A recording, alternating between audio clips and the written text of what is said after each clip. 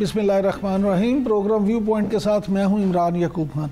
नाज़रीन, 21 जुलाई को खैबर पख्तूनख्वा में सेनेट के इलेक्शन होने जा रहे हैं।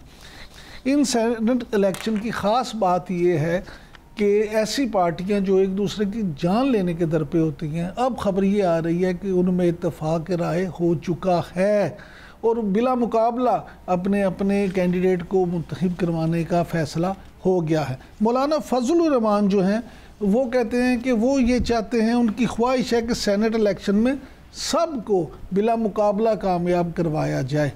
प्रोग्राम के पहले हिस्से में इस पे बात होगी और ख़ास तौर पे इस पे भी बात होगी कि पीटीआई के अपने कारकुनों ने ये जो इल्ज़ाम लगाया और प्रेस कॉन्फ्रेंस की है कि नज़रियाती कारकुनों को छोड़ के एटीएम्स को, पैसे रखने वाले लोगों को सेनेट के टिकट दिए जा रहे हैं और हकीकी कारकुनों को एडजस्ट नहीं किया जा रहा। तो क्या पीटीआई भी जो बातें दूसरी जमातों पे इल्ज़ाम लगाती थी वही खुद उसके अंदर भी यही हो रहा है? इस पे भी बात होगी। और फिर प्रोग्राम के दूसरे हिस्से में ख़ास तौर पे बात होगी कि इंटरनेशनल जो टैटू शो है, एयर शो, उसमें शिरकत के लिए ख़ास तौर पे पाकिस्तान फ़ज़ाइया का दस्ता बरतानिया में मौजूद है और पूरी दुनिया जो है उसमें किस तरह से दिलचस्पी लेगी और इसका मुल्क को कितना फ़ायदा होगा, इस पर भी बात करेंगे। और फिर प्रोग्राम के आखिर में बात करेंगे कि इसराइल के शाम पर हमले के मिडल ईस्ट पे क्या असरात होंगे, क्या वाकई ही ये ग्रेटर इसराइल वाला मामला जो है वो शुरू हो चुका है या मुस्लिम उम्मा इसको रोकने के लिए आगे बढ़ेगी। इस सारे मौजू पे बात करने के लिए ख़ास तौर पे आज हमें ज्वाइन किया है नियाज़ुल्लाह नियाज़ी साहब ने, जो कि फोकल पर्सन हैं बानी पीटीआई जनाब इमरान खान साहब के। Thank you very much Niazi साहब, आपने टाइम दिया। सर, ये फरमाइएगा कि सेनेट के इलेक्शन को लेके जो सारी सूरत हाल है उस पर भी आपसे जानेंगे, लेकिन ये बताएं कि अब ये कहा जा रहा है कि जो बिला मुकाबला फार्मूला है उस पर इत्तफाक राय हो गया है और 11 में से हुकूमत को 6 और अपोजिशन को 5 सीटें मिलेंगी। तो क्या इस मामले को खुश असलूबी से हल करना कहा जा सकता है या मुकमका कहेंगे? बिस्मिल्लाहिर्रहमानिर्रहीम। सबसे पहली बात तो ये है कि बतौर तर्जमान इमरान खान, जिसने जाके जेल से खान साहब से मुलाकात करनी होती है, 24 मार्च 2025 का रिजर्व बेंच का फैसला है और आज आप देखें कि जुलाई का महीना शुरू है और आज 18 तारीख है जुलाई की। मेरी इस दौरान हर मंगल को एक मुलाकात होनी होती है, मेरी सिर्फ एक मुलाकात हुई है। तो बतौर तर्जमान मैं आज आपसे शेयर करता कि मैं as a spokesperson Khan साहब से मिला हूँ और ये पार्टी डायरेक्शन और खान साहब के ये डायरेक्शंस हैं। अब लिस्ट में नाम आते हैं वो लोग तो मिल नहीं सकते। अब जो मामलात भी हुए हैं, मेरी अभी भी पार्टी लीडरशिप से बात हुई है तो उन्होंने कहा कि हमारी तमाम चीजें जो हैं खान साहब से डिस्कस हुई हैं। आप इसको मुकमुका तो नहीं कह सकते क्योंकि सीटें तो इतनी मिलनी थी हमें। मे भी कोई ऑब्जर्वेशन ये हो कि ये खतरात हो कि पार्टी के वोट बिक भी सकता है, लिहाजा जो शेयर था उसमें एक सीट का अभी है क्या जो फार्मूला था, तो अगर उसमें एक सीट मजीद भी बनती थी, लेकिन पीटीआई को अपना जो था सीटें हैं वो मिल गई हैं। बाकी तो आप हालात देख रहे हैं ना कि हम किस हालात का मुकाबला करें कि इलेक्शन आपने रिजर्व सीट पे देख लिया, सारी सुप्रीम कोर्ट का फैसला, जहां 13 जजेस के फैसले को 10 जजेस ने रिव्यू में, हालांकि रिव्यू सेम जजेस देखते हैं, तो हमारी लड़ाई बड़ी मुश्किल है। हम बड़े मुश्किल हालात से गुजर रहे हैं। एक सूबे में हुकूमत जो है उसको भी गिराने के चक्कर में है कि जी किसी न किसी तरीके से हुकूमत को भी छोटा सा एक सवाल वाकया भी हो तो वो एट्रीब्यूट किया जाता है। लिहाजा मुकमुका तो आप नहीं कह सकते, मुकमुका करते तो फिर खान साहब भी बाहर बैठे होते। वो खान साहब फिर 180 झूठे मुकदमात का मुकाबला क्यों करते? ये बड़ा वैलिड जवाब है कि अगर हम मुकमुका करते तो एक ही आदमी है, वो है इमरान खान, तो फिर हम उसको बाहर ले आते। लेकिन नियाज़ी साहब, यहाँ एक इशू ये भी है जो सबसे अहम है। आपने तो ये जो बात की कि हालात ठीक नहीं है, बड़ी मुश्किल सूरत हाल है, तो मुश्किल सूरत हाल सिर्फ अपोजिशन की तरफ से नहीं है या वफाकी हुकूमत की तरफ से नहीं है, आपकी तो अपनी पार्टी में बड़ी पोजीशन है। देखिए आज पेशावर में जो प्रेस कॉन्फ्रेंस हुई वो तो कहते हैं आपने नजरियाती लोगों को छोड़ के एटीएम्स को सेनेटर मुंतखब करवाने के लिए टिकट जारी किए। सुन ले आपके कारकुन क्या कह रहे हैं, फिर आपसे जवाब जानते हैं। सुनाएं जी, क्या कहा आज उन्होंने?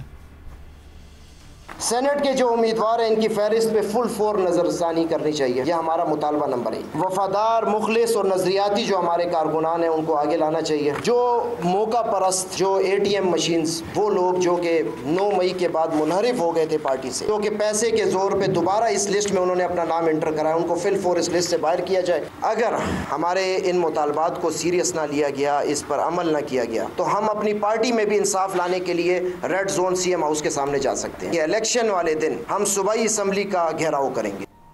जी सर, फरमाइएगा न्याजी साहब कि क्या आपकी पार्टी में इंसाफ नहीं है?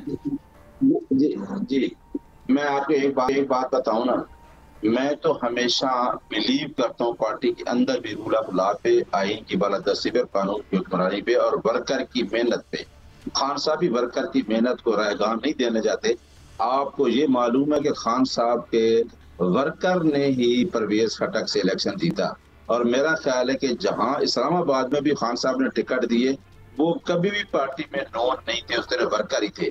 ये तो बात बिल्कुल सही है। खान साहब अब वर्कर पार्टी के साथ अटैचमेंट ही लोग भी बहुत है ना, कि 8 फरवरी को लोगों ने खान को मैंडेट इतना दिया, तो उनसे उनकी एक्सपेक्टेशन भी है खान साहब से। अब अगली बात ये है कि किसी खान साहब से ये जो चीजें डिस्कस हुई हैं, ये डिस्कस हुई है लीडरशिप पे। आप मुझसे बतौर तर्जमान खान साहब से पूछ सकते हैं, जो मैंने कहा कि मेरी मुलाकात नहीं हुई। अब पार्टी की लीडरशिप के अंदर जो अगर फैसले हैं, मेरा मैंडेट नहीं है कि मैं जाके उन फैसलों में इंटरफियर करूं। हाँ, अगर मैं अगर पॉलिटिकल कमेटी का मेंबर हूं, अगर मैं पार्लियामेंट्री कमेटी का मेंबर हूं, जहां ये एक प्रोसीजर है, एक आदमी फैसले नहीं कर रहा। पहले आपके जो KPK के प्रोविंशियल के हैं या नेशनल असेंबली के हैं, उसमें आपके जो मेंबरान है सूबाई, वो फैसला करते हैं। उसके बाद जाता है पॉलिटिकल पार्टी के अंदर, फिर पॉलिटिकल पार्टी उस फैसलों को रिव्यू करके फिर खान साहब के पास जाते हैं। नहीं, लेकिन यानी खान साहब भी बैठ के फैसला ये तो नहीं कर रहे कि एज ए डिक्टेटर कर रहे हूँ। ये फैसला पूरी KPK की असेंबली करती है कि किसको टिकट देने हैं, उसके बाद पॉलिटिकल पार्टी करती है और फिर खान साहब के पास जाती है। नहीं, लेकिन सर प्रोसीजर है। नहीं, लेकिन सर लेकिन मैं खत्म करने वाला हूँ, मैं खत्म कर रहा हूँ। जहाँ वर्कर के ये सेंटीमेंट है, ये वहद पार्टी है जिन्होंने टिकट, रात को भी खान साहब ने, बखर के एक टिकट था, तो वर्कर के कहने पे खान साहब ने चेंज किया।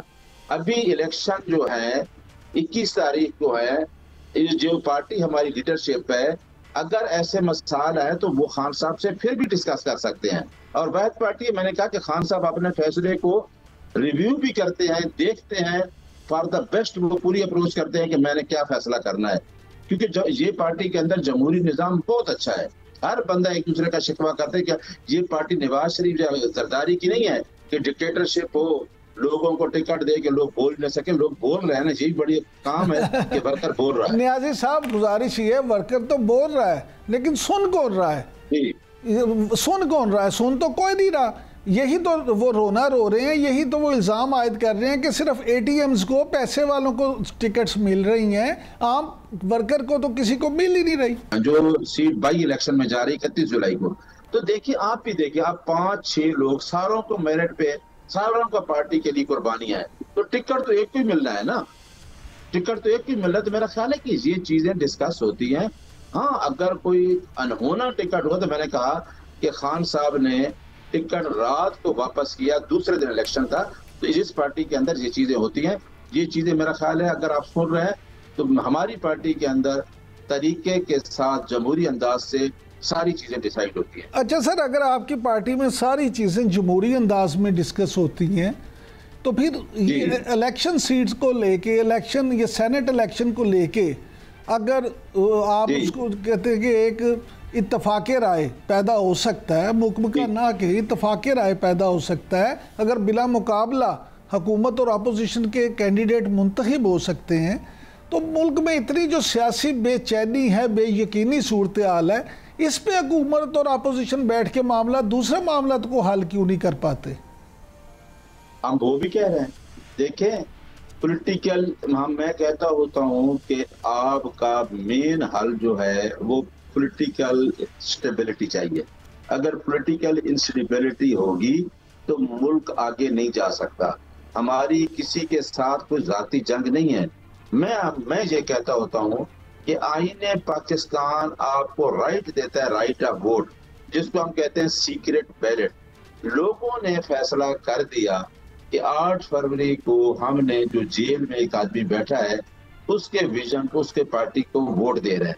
तो हमारा आज भी मुतालबा ये है कि वो जो हमारा इलेक्शन, चोरी शुदा इलेक्शन था, फॉर्म 45 का फॉर्म 47 में तब्दील किया गया, वो हम क्यों नहीं ट्रिब्यूनल बनाए, क्यों सुप्रीम कोर्ट में मैं उस केस में पेश हुआ, क्यों उन चीजों को लिंकर ऑन किया गया। लोगों ने इलेक्शन जीता हुआ था। हम देखें, हम कोई बाहर भी निकलते हैं तो हमारे खिलाफ जबर जुल्म फसादियां शुरू हो जाती है। तो हम तो चाहते हैं कि ये पॉलिटिकल स्टेबिलिटी खत्म होनी चाहिए, और स्टेबिलिटी इससे आएगी कि हमारी चोरी शुदा सीटें वापस करें। हमारा बार बार एक ही मुतालबा है। लेकिन तो हम तो लेकिन न्याज़ी साहब ये फरमाइएगा कि आपने अभी जिक्र किया कि जेल में बैठा हुआ एक आदमी जो है वो जो जेल, हाँ जी, वो जो जेल में, जी सर, वो जो जेल में बैठा हुआ आदमी जो इमरान खान साहब हैं, बानी पीटीआई, वो तो इन जमहूरी कुव्वतों पे यकीन ही नहीं करते। वो तो कहते हैं मुज़ाकरात करूंगा तो एस्टेब्लिशमेंट के साथ करूंगा, इनके साथ मुज़ाकरात ही नहीं करूंगा। तो फिर कैसी जमहूरियत और कैसा यकीन? मैं बताता हूँ। देखें, माजी में कई चीजें डिस्कस होती हैं, लेकिन एक आदमी अगर 5 अगस्त 2023 बनता है ना मेरा ख्याल, खान को, बल्कि हाँ 23, अब 2 साल होने वाले हैं 5 अगस्त को, क्या उसने कोई कंप्रोमाइज किया? वो अगर डील करता, जिस तरह आपने फरमाया, जिसके साथ भी करता, तो मेरा ख्याल है वो नहीं सर, मैंने डील का नहीं कहा सर, मैं डील की तो बात, हाँ जी, डील नहीं, मुज़ाकरात। अच्छा मुज़ाकरात। अच्छा, अगली बात सुन लें कि 2 साल तक वो इद्दत जैसे केस, साइफर जैसे केस, ऐसे केस बनाए गए, पार्टी का निशान छीना गया, फॉर्म 47 आ गया, फिर एक अमेंडमेंट आ गई। तो वो मुज़ाकरात उसने 2 दफा इनसे मुज़ाकरात का इन्होंने कहा, और 2 दफा हमने कहा कि मुज़ाकरात की कमेटी जो है वो बनी है हमारी, लेकिन हम मुज़ाकरात की जो शराइत हैं वो खान साहब से डिस्कस करनी है, क्योंकि पार्टी को चेयर वो कर रहा है, head of the party Imran Khan है, पैटर्न चीफ वो है, बानी चेयरमैन वो है, लेकिन इन्होंने मुलाकात नहीं कराई। फिर एक दफा सलामती कौंसल का जो मसाइल हुए, पाकिस्तान इंडिया की जंग, उस टाइम भी हमने कहा कि हमारे खान साहब से मुलाकात कराई जाए, नहीं कराई गई। वो मुज़ाकरात खुद नहीं कराना चाहते। आपको पता है आप खान साहब की क्या पोजीशन है? असल बात तो आज मीडिया पे आप वो करें ना, एक आदमी को आपने नाहक अंदर भी रखा हुआ है और फिर उसको आइसोलेशन में रखा हुआ है। यानी इमरान साहब कि आप उस आदमी को आइसोलेट करके उसकी बीबी बुशरा को आप एक ऐसे मुकदमे में जिसका कोई रोल ही नहीं है अलकादर केस में, आप क्या करना चाहते हैं? मुज़ाकरात तो वो करता है, मुज़ाकरात उन्होंने कहा जी मुज़ाकरात, हमने कहा टाइम दे, मुज़ाकरात करते हैं। और हमारे मुज़ाकरात है क्या? हमने सब पार्टियों को कहा है कि भाई हमारा जो इलेक्शन है वो सामने है, उसके फैसले आपने अभी तक नहीं किए। तो मुज़ाकरात में भी यही बात है, लेकिन ये बात क्लियर है कि हमने मुज़ाकरात के उन्होंने कहा तो हमने कहा कमेटी बनाए, जब कमेटी बनाई मिलने नहीं दिया गया, तो मुज़ाकरात भी फेलियर उनके पार्ट पे, हमारे पार्ट पे नहीं है। बहुत शुक्रिया नियाज़ुल्लाह न्याज़ी साहब, मौक़िफ़ आ गया। नाज़रीन, आपने न्याज़ी साहब की गुफ्तगू सुनी। अब वक्त है ब्रेक का। ब्रेक से जब वापस आएंगे तो डिस्कस करेंगे कि बरतानिया में होने वाला जो एयर शो है उसमें पाकिस्तानी कौन कौन से फाइटर तैयारे गए हैं और क्या सूरत हाल है। कहीं मत जाइए।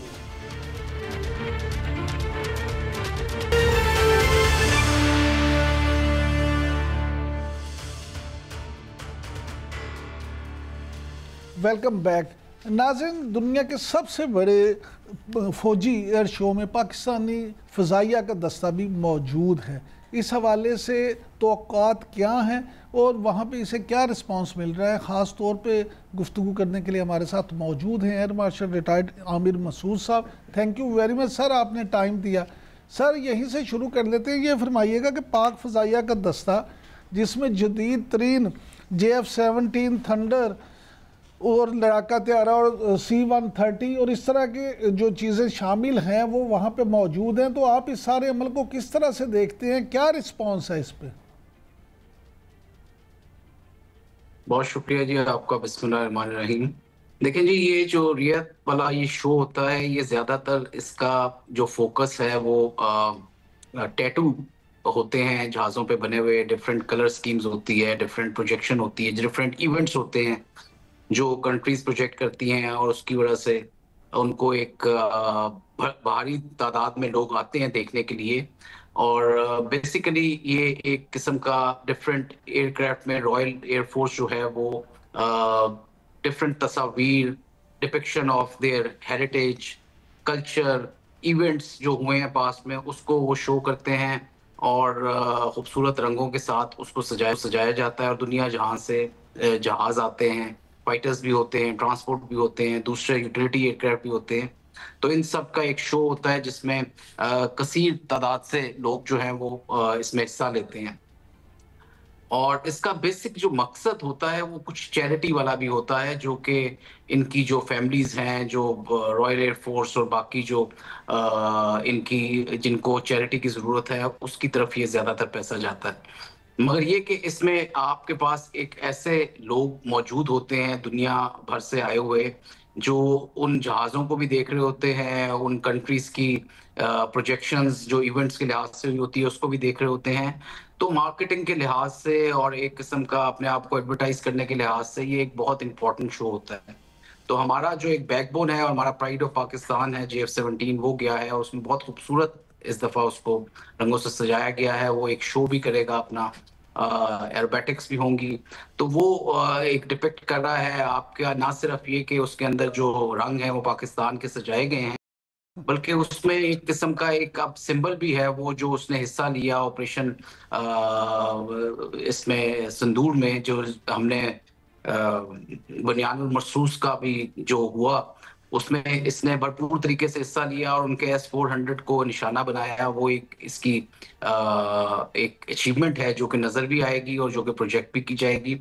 और पाकिस्तान का ये वैसे भी जहाज है जिसकी मार्केटिंग की बहुत ज़रूरत है, और जिसको अगर आप देखा जाए तो बड़े सारे कंट्रीज जो हैं इसको देख रही हैं आने वाले सालों में, कि स्पेशली जो ब्लॉक 3 है उसमें बहुत पोटेंट किस्म के मिसाइल्स हैं, बहुत वेपन्स हैं, और बड़ी इसकी एक कैपेबिलिटी है जिसको देखा जा सकता है एवियोनिक्स के लिहाज से, डाटा लिंक के लिहाज से। सर ये तो मेरा ख्याल में इसकी एक एडवर्टाइजमेंट होगी। सिमिलरली जो C-130 है, ये पिछले कई साल ये हमारा C-130 का जो लोगो ये जो बना होता है इसके ऊपर टैटो, वो जीतता भी रहा है। अगर आपको याद हो सैलाब जब आया था और उस वक्त जब ये इसको दिखाया गया था और अर्थक्वेक वाला जो था वो टैटू बनाया था, तो उस वक्त इसको फर्स्ट प्राइज भी मिला था। तो पाकिस्तान की हिस्टोरिकली एक बड़ी अच्छी अचीवमेंट रही है इन शोज में। आमिर साहब ये फरमाइएगा कि ये जो आमतौर पे ये कहा जाता है कि पाक भारत जो जंग हुई है उसमें पाक फजाइया के हाथों भारतीय लड़ाका तैयारों की जो पिटाई हुई है, जो उनकी ख़ास तौर पे जो हमारे दिफाई मुबस्सरीन हैं और हवाबाजी को शौकीन अफराद, वो उनकी दिलचस्पी दुनिया भर में JF-17 थंडर में बढ़ गई है। क्या आप इस बात से मुत्तफिक हैं? बिल्कुल जी, देखें ये कुछ हकीकतें हैं और कुछ हकायक हैं जो हमें नजर आए जब ये ऑपरेशन हुआ 7th स्पेशली मॉर्निंग को जब हुआ, तो J-10 और JF-17 दोनों के शेयर्स जो हैं वो ऊपर गए थे। चाइनीज एयरक्राफ्ट इंडस्ट्री के शेयर्स ऊपर गए थे और राफेल की इंडस्ट्री के शेयर्स नीचे आए थे। ये तो हकीकतें हैं जो कि सारी दुनिया ने देखा, और यही वजह थी कि दुनिया को इस बात का एहसास हुआ कि पाकिस्तान ने जो क्लेम किया है उसमें सच्चाई है। और अब आप देखें तो काफी सारे मैगजीन्स, इंटरनेशनली रिप्यूटेड मैगजीन्स जो एविएशन से डील करते हैं, जो इंटरनेशनल अफेयर्स से डील करते हैं, उन्होंने बड़ा क्लियरली इस चीज को प्रोजेक्ट किया है। और ये वो लोग हैं जो कि कभी मुसद्दक इतला के बगैर या शवायद के बगैर कभी कोई खबर नहीं छापते, बिकॉज इनकी एक रेपुटेशन है, इनकी क्रेडिबिलिटी है, एक लेजिटिमेसी होती है इनकी खबरों में और इनकी जितनी भी फोरकास्टिंग होती है उसमें। तो उस लिहाज से देखा जाए तो दुनिया के बड़े इंपॉर्टेंट मैगजीन्स, इंटरनेशनल रिलेशन से डील करने वाले, इकोनॉमिस्ट में भी आया है रिसेंटली कि पाकिस्तान ने जहाज गिराए। तो ये डेफिनेटली जब इस तरह की चीज होती है, हर मुल्क जो वेपन्स प्रोड्यूस कर रहा है, हर इंडस्ट्री जो वेपन प्रोड्यूस कर रही है, वो ये चाहती है कि उसकी प्रोजेक्शन जो है वो अच्छी हो, और उसका जो सबसे बेहतरीन तरीका होता है टेस्टिंग का, वो ये कॉन्फ्लिक्ट्स ही होते हैं, ये वॉर होती है या कोई जिसमें कि उसको देखा जाता है। आमिर साहब ये फरमाइएगा कि पाकिस्तान चीन से जो KJ-500 airborne early warning and control system हासिल करने की कोशिशों में है। तो आप क्या समझते हैं कि इससे जो F-22 और F-35 सैटेलाइट को भी डिटेक्ट किया जा सकता है, तो ये टेक्नोलॉजी अगर पाकिस्तान के पास आ जाती है तो पाक फ़ज़ाइया की ताकत जो है उसको कितना फ़ायदा पहुंचेगा? जी डेफिनेटली इसकी बड़ी एक पोर्टेंट किस्म का ये एयरबोर्न प्लेटफॉर्म है और इसमें एवेक्स का कंप्लीट जो खूबियां होनी चाहिए वो तमाम मौजूद हैं। इसकी रडार की रेंजेस बहुत ज़्यादा हैं, मतलब तकरीबन इंडिया का सारा एरिया जो है वो ये कवर करता है। और प्लस इसमें जो इलेक्ट्रॉनिक वॉरफेयर का स्वीट है वो बहुत अच्छा है, इलेक्ट्रॉनिक सपोर्ट मेजर्स का स्वीट बहुत अच्छा है और इसके अंदर डेटा लिंक की वो सहूलत मौजूद है जो हमें चाहिए भी। और कंप्लीट कमांड एंड कंट्रोल की जो खसूसियात, जो कैरेक्टरिस्टिक्स होने चाहिए वो तमाम इसमें मौजूद हैं। और मेरा ख्याल में ये चाइना का भी लेटेस्ट मतलब एवेक्स है और चाइना भी चाहेगा कि पाकिस्तान ज़रूर इससे फ़ायदा उठाए। और मेरा ख्याल में पाकिस्तान इसको एवेल्युएट कर रहा है। जो पाकिस्तान के पास अभी कैपेबिलिटी है एरिया की, आपने देखा जी दोनों मार्कों में उसने बहुत अच्छी एक उसकी जो परफॉर्मेंस थी वो रही, चाहे वो पुलवामा था या चाहे वो ये बुनियानुल मरसूस था और सिंदूर, इस दोनों में हमारा एरिया की परफॉर्मेंस बहुत अच्छी रही। और उसकी वजह ये है कि उसमें काफ़ी सारी चीज़ें हमने इंडिजिनसली डेवलप की हैं।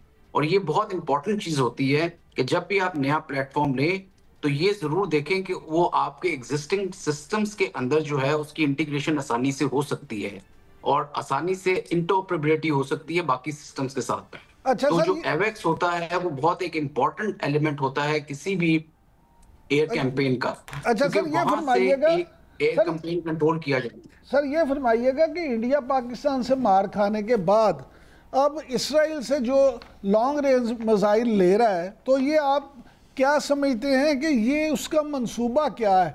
क्या वो सब कुछ ये पाकिस्तान के लिए ही कर रहा है या इसराइल वहाँ से ईरान पे भी हमला कर सकता है?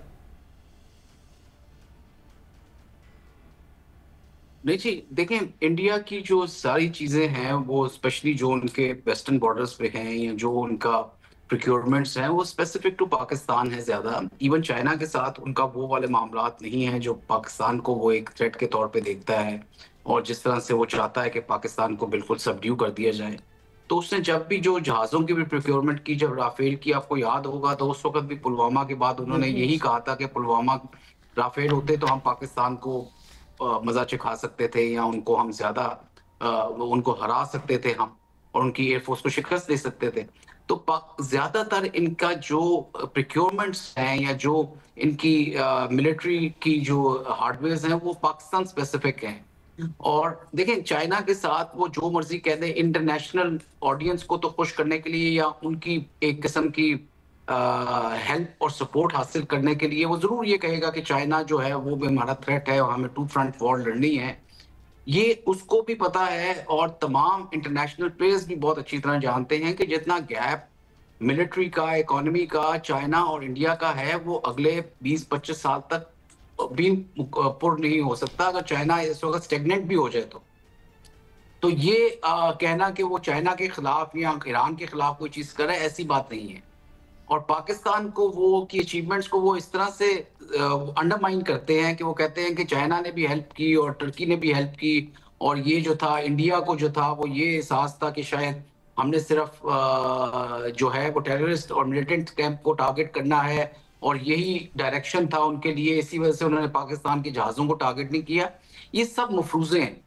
देखिए ये कहने के लिहाज से ठीक है लेकिन ये सब मफरूज़े हैं। जब एक इतनी बड़ी एयरफोर्स को जो 80 जहाज़ों के साथ आई हो, इतने लेटेस्ट और state of the art weapon systems लेके आई हो और फिर भी वो मार खा के चली जाए और 6 जहाज़ अपने गिरा जाए, तो उसके पास क्या मुंह दिखाने को चीज़ रहती है? वो किस तरह से अपने आप को ये जस्टिफाई कर सकता है कि जी हमें हुक्म नहीं था कि हमने जहाज़ों को मारना है या हमने कोई और मिलिट्री टारगेट्स को मारना है, ये तो पाकिस्तान ने इस तरह की चीज़ की। और दूसरा ये कहना, ये कभी हो सकता है कि आप किसी मुल्क पे हमला करें?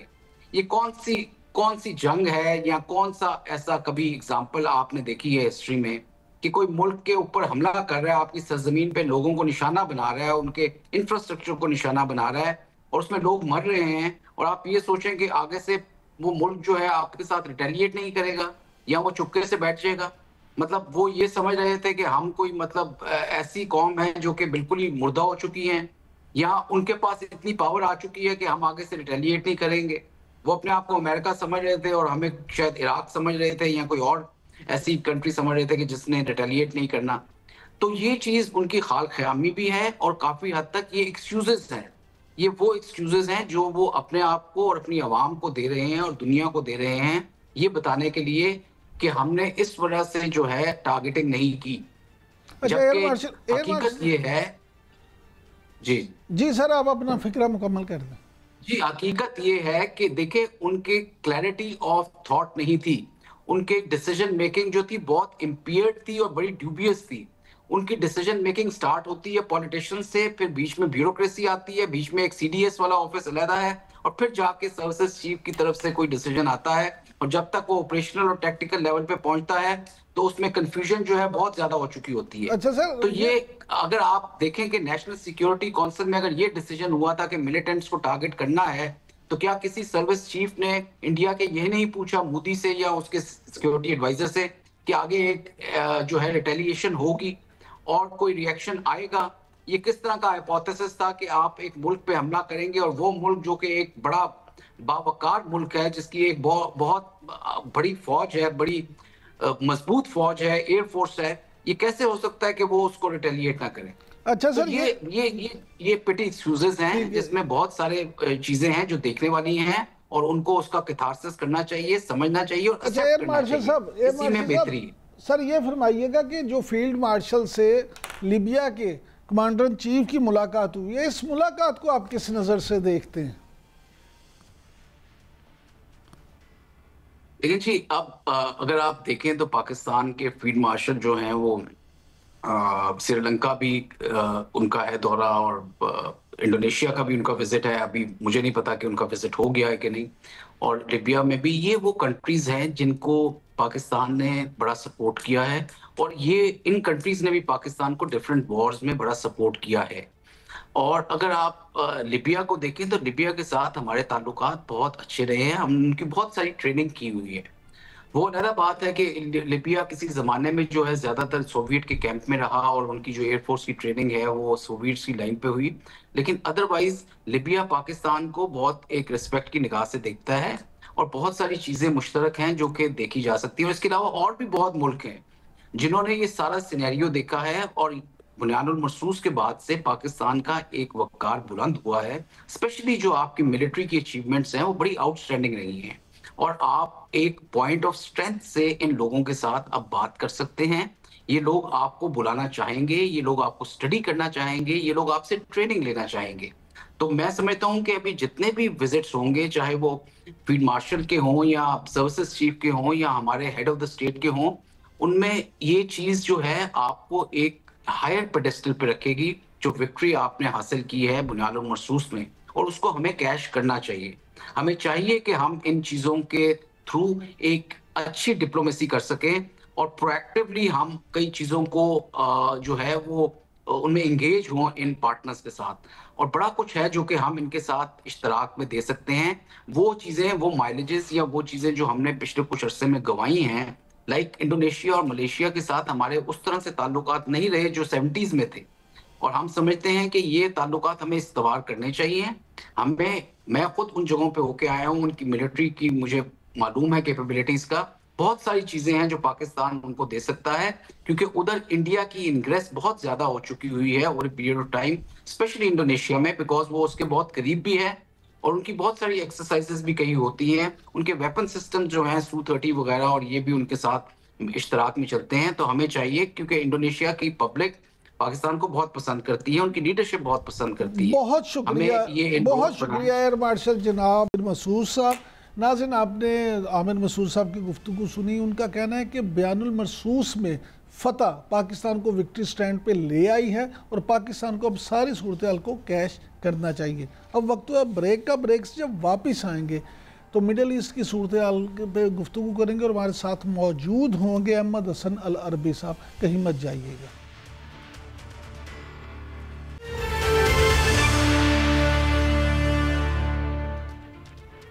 Welcome back. नाज़रीन, एक तरफ शाम पर इसराइल का हमला और दूसरी तरफ वहाँ पे जारी लसानी फ़िरका वाराना फसादात में इतवार से लेकर अब तक 500 से ज़ायद अफराद हलाक हो चुके हैं। इस सारी सूरत हाल पे तफसीली नज़र दौड़ाने के लिए हमारे साथ आज ख़ास तौर पे मौजूद हैं अहमद हसन अल अरबी साहब, जो कि माहिर हैं बैनुल अक़वामी अमूर के। थैंक यू अहमद भाई, आपने टाइम दिया।